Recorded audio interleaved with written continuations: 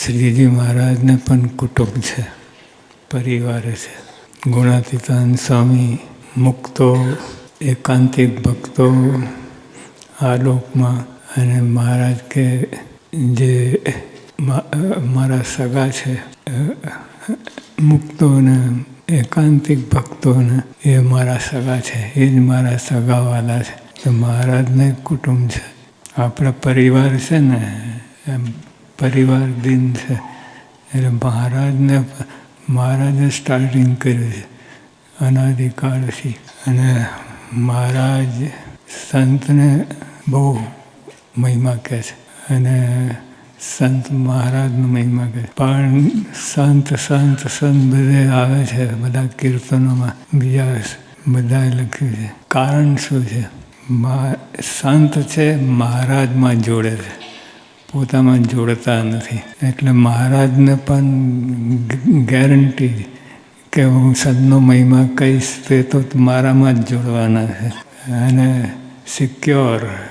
Security તમારે હોય ને, કે સ્ટેમ્પ. એટલે સંત ખરેખર આ સંત હોય એ ભગવાનમાં જ જોડે આપણને.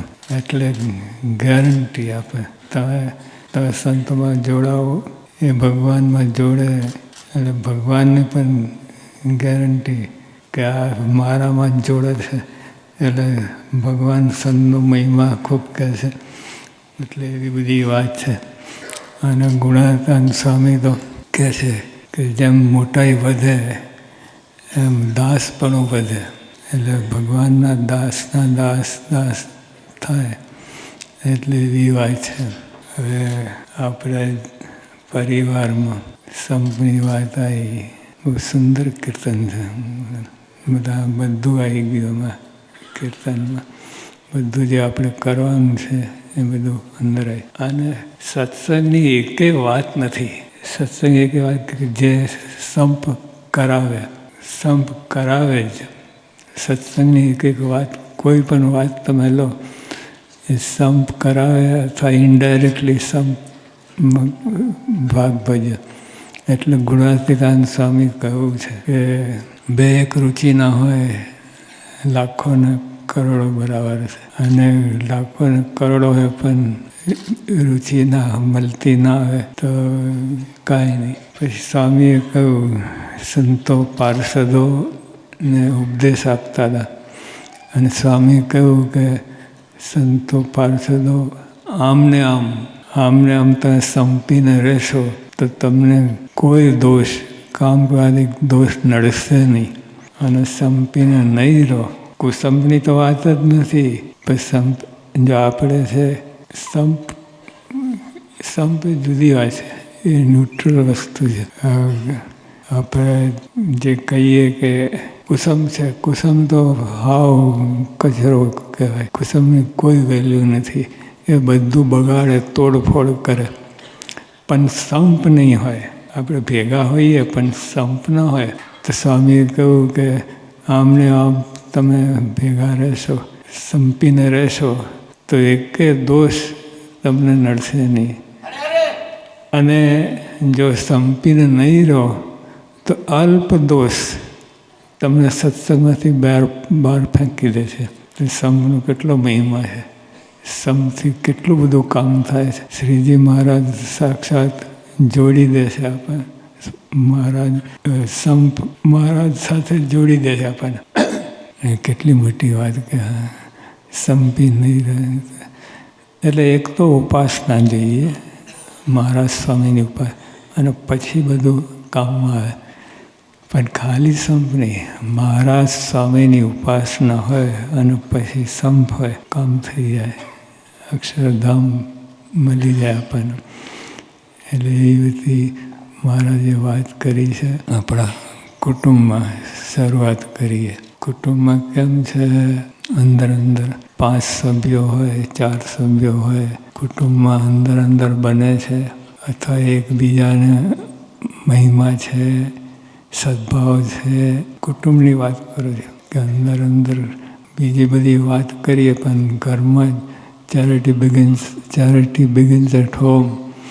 ત્યાં જ પોલ હોય તો પછી ક્યાં બીજું બધું જોર ના કરે.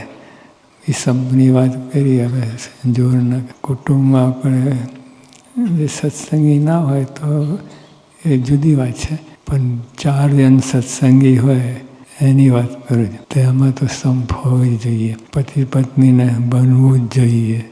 ના બને સત્સંગી કુટુંબ ના કહેવાય. સત્સંગી કુટુંબ ના કહેવાય, જંગલ કહેવાય, સર્કસ કહેવાય. સંપ હોય તો જ કામમાં આવે. અને જે સંપીને જો એકબીજાને પ્રત્યે આદર ભાવ રાખીએ, એટલે બાળકો તો આદર ભાવ રાખે, પણ તમારે બાળક માટે કઈ રીતે આદર ભાવ? તો તમે એની વાત બધી સમજો, એની વાત જાણો, વિચારો, એમાં ધ્યાન આપો કે શું કહે છે. આપણે બધા ચાલ આમ કરી દઈએ, અથવા કાલે ઉત્તર આપીશ આમ કરે. ભાઈ ઉત્તર કોઈ દિવસ અપાતું નથી. એ બધું બહાના છે. પણ એના માટે ચોખ્ખું કહી દઉં કે આ મને ખબર નથી, સંતોને પૂછીને વાત તને કરીશ. ગપ્પો ના મારો. આપણે બાળકને ટાળી દઈએ ગમે એમ. તમારા જેવો જ છે, તમારા જેવો સમર્થ છે, ત્યારે બાળ અવસ્થામાં છે એટલું જ. પણ તમે બાળ અવસ્થાથી મોટા થયા ને, એકદમ મોટા થયા, ક્રમે ક્રમે મોટા થયા, એટલે એ બધી બધાની ગણતી હોય. એને એવોઇડ નહીં કરવાનું, કોઈ પણ રીતે એવોઇડ નહીં કરવાનું બાળકને. સાચું કહેવું. ઘણા એક ભાઈ હતા અમારે વડોદરાના હતા. તે એ વકીલ હતા. એના દીકરાને કહ્યું કે તું 1લો નંબર લાવીશ તો ગાડી આપીશ. પછી એ તો 1લો નંબર આવ્યો એનું કાંઈ તો ગાડી ના આપી. કહેવાની જરૂર શું હતી? કહીને પછી લબડાયો એને. એટલે આવું બધું તમે સંબંધ બગડે છે. બાપ દીકરાને વિશ્વાસ ના આવે એકબીજાને. ના હવે ચોખ્ખું કહે એને ક્યાં માંગી હતી ગાડી? કે 1લો નંબર આવીશ તો ગાડી આપશો? પપ્પાએ જ કહ્યું છે. અને પછી ગપ્પું માર્યું. એટલે એમાં હવે તમે વચન ના રાખો ને, અને બધું વચન આપવાની જરૂર નથી. કોઈ દાવો કરશે નહીં, કોર્ટ કચેરી કરશે, પણ તમે વચન આપો ને પછી ફરી જાઓ, અને એટલે એમાં સંબંધ બગડે છે. આપણને લાગે ને અંટસ રહે, ભલે ઉપરથી પગે લાગે, પણ અંતરમાં તો રહે કે પપ્પા હવા છે. એટલે સંબંધ જો સ્વામીની વાતમાં છે, ગમે એવો હોય તેને વશ કરીએ. એ તો આવડવું જોઈએ. એને નમી દઈએ, એને પૂછીએ, એનું રાખીએ, એમ વશ કરીએ. અને આપણે એના થઈ જઈએ તો તે આપણા થઈ જાય. સ્વામી વાત કરી, ગમે એવો માણસ હોય એને વશ કરીએ. વશ કરવામાં દંડો પછાડીને લાકડી એનાથી વશ નહીં, એ મિલિટરી રૂલ નહીં. એને નમી દઈએ, જે હોય એને નમીએ, એને પૂછીએ, એને કોઈ અમથા પણ પૂછીએ, કંઈ કામ ના હોય તો પૂછીએ. એ તો કાંઈ કઠણ નથી. સ્વામીએ કહ્યું કાંઈ કઠણ નથી. આપણે એના થઈ જઈએ તો તે આપણા થઈ જાય. અને સિંહ છે, સિંહ કેટલો પ્રાણી જબરજસ્ત એકદમ, પણ એને વશ કરે છે લોકો. Every heart response to tender love. ગમે હોય, હાથી હોય, ઘોડા હોય, બધાને વશ કરેલા છે લોકોએ. તે દેટ શોઝ કે વશ થાય. તમે ટેકનિક નેક જોઈએ, આવડવું જોઈએ તો વશ થાય. તો માણસ વશ ના થાય. એ તો કેટલી બુદ્ધિ છે, શક્તિ છે, બધું છે. પણ એ સ્વામી કહ્યું આપણે એના થઈ જઈએ તો તે આપણા થઈ જાય. પણ જો આપણે જોર જુલમ કરીને એને વશ કરીએ એ તો ડબલ ફોર્સ થાય, ડબલ બગડે તમારે. અને પ્રેમથી, પ્રેમનો કાયદો છે. Every heart response to tender love. એટલે આપણે જે આ કલમો છે એ એપ્લાય કરીએ. અને સ્વામી તો કહ્યું, સ્વામીની વાતમાં છે, ગમે હોય એને વશ કરીએ, ગમે એને વશ કરીએ. એ તો આવડવું જોઈએ. એને નમી દઈએ, એને પૂછીએ, એનું રાખીએ, એનું સારે વશ કરીએ. એ તો કાંઈ કઠણ નથી. આપણે અનાથ થઈ જાય તે આપણા થઈ જાય. જો આ સ્વામીની વાત છે, અક્ષર બ્રહ્મની વાત છે, કેટલું અંદર મર્મ હોય. એટલે આપણે આ પ્રમાણે બધું સત્સંગમાં આવે સંપ કહેવાય. એટલે સત્સંગની કોઈ વાત એવી નથી કે તમને સંપ ના કરાવે. ડાયરેક્ટલી ઇનડાયરેક્ટલી સંપ ઉપર જ લઈ જાય. અને એટલે તો સ્વામીએ કહ્યું, એટલો ભાર મૂક્યો કે ગમે એવો દોષ હોય સંપીને તો નહીં નડે, અને સંપ વિના અલ્પ દોષ હોય તો સત્સંગ બારમાં. અને પ્રાણીઓમાં હોય છે, હાથીના ટોળા હોય છે. હાથીના એક જેવો હાથી છૂટો પડે, ગયો, એ મરી જાય. સિંહ, એને ફોલી ખાય, એને હરણિયા છે એ ટોળામાં હોય છે. બધા પ્રાણી લગભગ ટોળું હોય છે. એ સંપીને સંપરે એને સમજ હોય કે ના, પણ એ સિક્યોરિટી એ સમજે. એટલે સમથી બહુ કામ થાય. પણ માણસ સમજતો નહીં, માણસ સમજી શકતો નથી. અને સમજે છે, નથી સમજતો એવું નહીં, પણ એને કરવું નથી. એને શું નડે છે, સમજે છે બધું, પણ તો એ સંપી શકતો જ નથી. આ માયા, એને સ્વભાવ.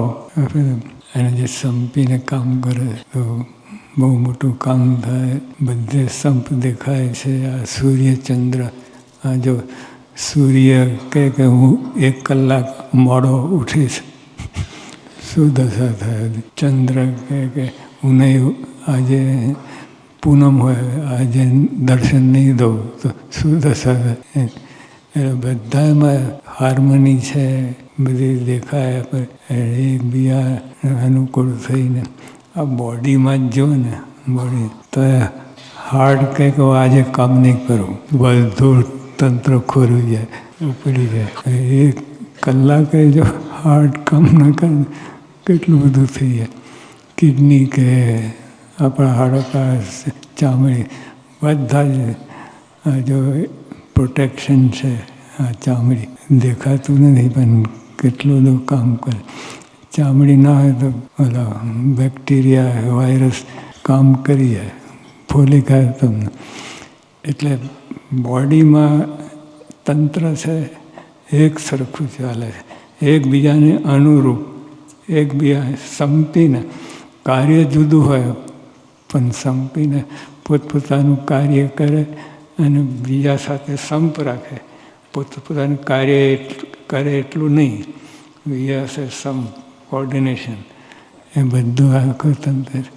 એટલે બધે સંપ દેખાય છે. બધા આખી યુનિવર્સમાં સંપ દેખાય. સંપ ના હોય તો તંત્ર ચાલે જ નહીં. સંપીને બધું આ તંત્ર ચાલે છે. અને શ્રીજી મહારાજે પણ વાત કરી, ટૂંકમાં મહારાજે વાત કરી કે સંપ, સુરત ભાવ, દયા, મર્યાદા જ્યાં હોય ત્યાં ભગવાન વસે છે. જો સંપ એક મેઇન પાર્ટ આવે. સંપ, સુરત ભાવ એ એક જ છે. સંપ, સુરત ભાવ અને એકતા, આ ત્રણેય એક સંપની વસ્તુ છે.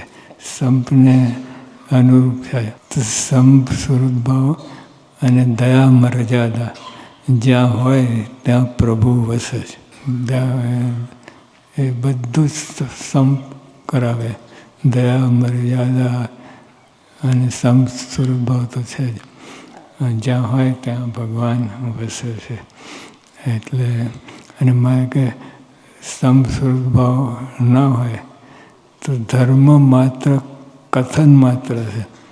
તમે ગમે એટલા ધર્મ પાડો, નિયમ પાડો, સંપ ના હોય તો મારે કે કથન માત્ર છે. આકાશમાં ઉડતો હોય, આકાશમાં ઉડે તો આખા બધા માણસો ખેંચાઈને આવે. કોઈ એક માણસ આકાશમાં ઉડતો હોય, દૃષ્ટિમાં જાય, બધા જ દેવ જોવા માટે પ્રયત્ન કરે. સગવડ હોય તો પહોંચી જાય જોવા માટે, કેવી રીતે ઉડે છે.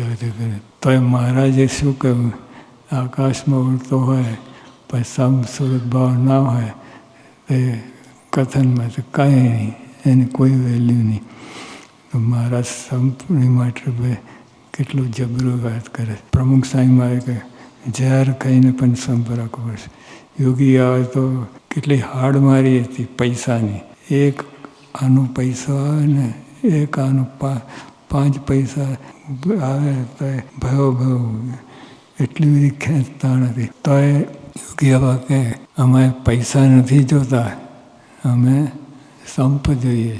આવા વખતમાં આપણે તો પૈસા બધા હોય એટલે આપણે તો કહી શકીએ પૈસા નહીં, તોય નથી કહેવાતું. બધી સગવડ હોય તો સંપની વાત સમજતા જ નથી કોઈ.